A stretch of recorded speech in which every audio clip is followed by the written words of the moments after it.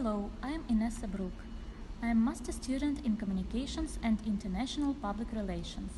The topic of my dissertation paper is communication policy in the process of organizational change, mergers and acquisitions.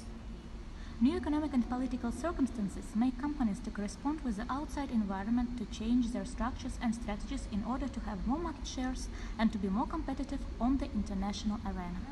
Is unsatisfied and is not sure about the future, so highly qualified employees frequently leave the company and go to competitors, and this inevitably affects business performance as a whole. The most typical mistake is underestimation of communication policy, which should be used in the course of M&A. The key problem in this case is the fact that not enough attention is attached to the communication policy of merging company at the preparatory stage, at the stage of due diligence, and the final stage. The objective of the dissertation paper is to determine the principles of development the communication policy during the process of organizational change in a new university. The object of the dissertation paper is the communication policy during the period of organizational change in educational institution. Also, I would like to tell about practical application of the paper. The conclusions and observations of the research can be applied in the process of elaboration and implementation of corporate communication policy in the process of M&A.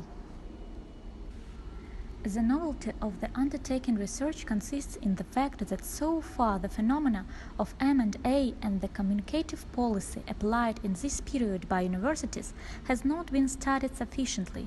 Therefore, the observations and conclusions made in the course of the present investigation will be quite new.